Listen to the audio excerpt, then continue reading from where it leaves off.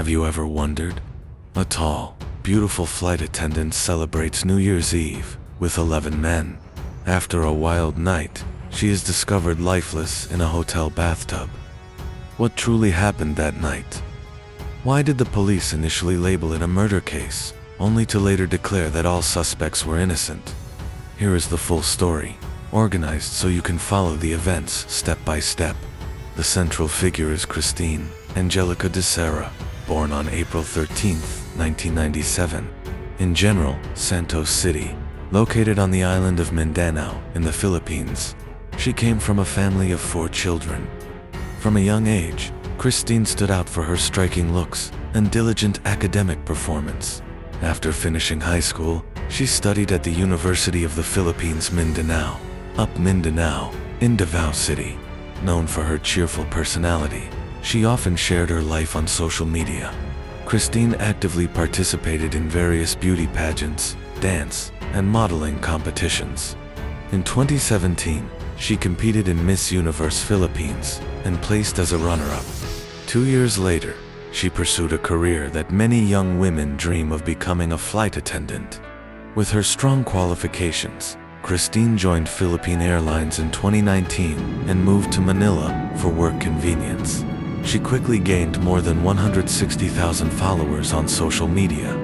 Toward the end of December 2020, she posted a photo captioned "Last Flight of the Year," unaware it would be the final flight of her life.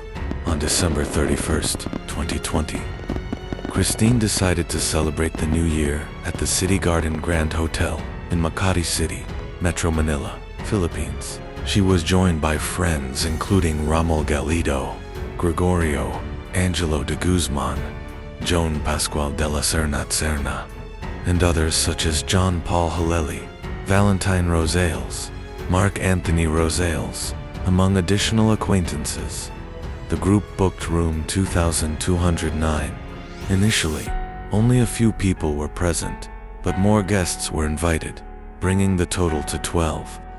They partied, drank, and celebrated well into the early morning, around 5 to 6 a.m. After the party, everyone went to sleep.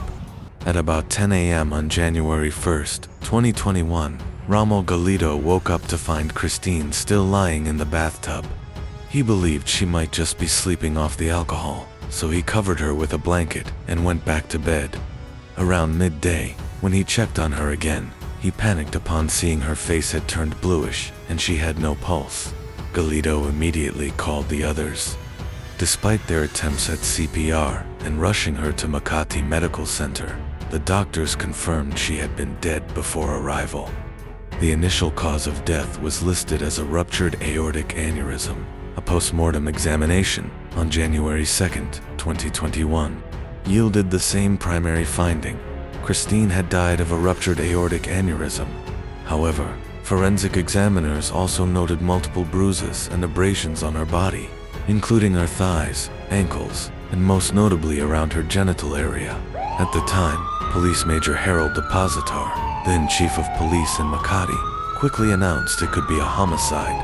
The 11 men who were with Christine became suspects after authorities claimed to have discovered traces of semen in the victim's body. These sensational headlines spurred nationwide discussion in the Philippines. Some condemned the 11 men for supposed excesses, while others criticized Christine for not knowing her limits. While anger mounted among the public, 3 individuals initially detained by the police vehemently proclaimed their innocence. They said that they and Christine were friends and that harming her was unthinkable. Moreover, they stated that many in the group identified as gay, meaning they had no sexual interest in women. The police took a closer look and found contradictions in their initial conclusions. First, the alleged semen sample had not been confirmed with DNA testing.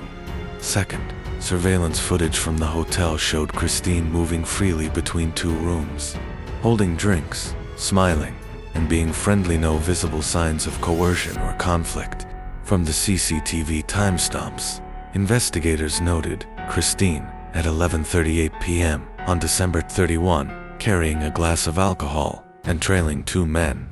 Later, at 2:50 a.m., She came out of a room holding a male friend's hand, and even kissed him in front of room 2209, although he appeared somewhat reluctant.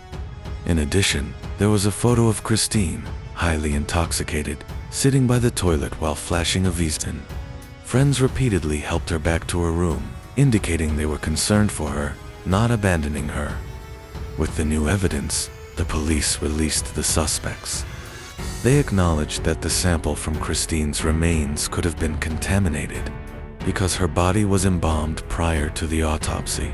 Ultimately, the police announced that she had died naturally, specifically from a ruptured aortic aneurysm, potentially exacerbated by heavy drinking and heightened blood pressure, with no direct involvement from the 11 men.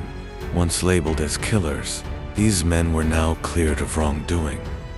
Nonetheless, this abrupt turnaround fueled even more debate. Given the earlier police stance and the issuance of warrants for their arrest, Christine's family did not accept the updated findings. They strongly believed she had been drugged and sexually assaulted, even suggesting they would have her body exhumed for further forensic examination if it became necessary. Christine's mother appealed to the Philippine president for justice. Meanwhile, several of the 11 men filed their own complaints against the De Serra family, alleging defamation and malicious accusations. Police General Debote Sinas, then chief of the Philippine National Police, also found himself under pressure to explain the apparent missteps. Investigations by the National Bureau of Investigation found that Christine's heart was enlarged, weighing 500 grams, as opposed to the typical 300 grams, and noted internal bleeding in her kidneys.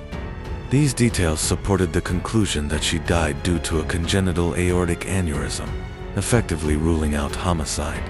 A white powdery substance recovered from the hotel room was revealed to be mere salt, and toxicology reports turned up no illegal substances in her system. On April 23, 2021, a 19-page report stated, there was insufficient evidence to charge any of the 11 suspects. On February 7, 2022, the authorities formally dropped all related accusations. Those who had hastily declared the case a murder, Police Major Harold Depositar and Dr. Michael Nick Sarmento, the medical examiner who initially recorded inconclusive findings, were dismissed or disciplined. The City Garden Grand Hotel was fined 10,000 pesos and temporarily closed for 6 months for violating health protocols during the COVID-19 pandemic by allowing a large gathering. Although the case was officially closed, it remained a hotly debated topic in the Philippines. Some criticized the local police force for jumping to conclusions and handling the matter poorly, while others took issue with the De Serra family's stance. Many also questioned Christine's choices and lifestyle. Yet, it's important to remember that simply liking to party is neither a crime nor a justification for death. If anything, Christine's case is a reminder for everyone to take care of themselves. Be cautious about personal safety and avoid rushing to judge victims or accused parties without solid proof. What do you think about this case? Even though the official verdict has been issued, some remain skeptical about the circumstances that night. It's best to remain calm and open-minded, trusting that if any truth was missed, it will eventually come to light.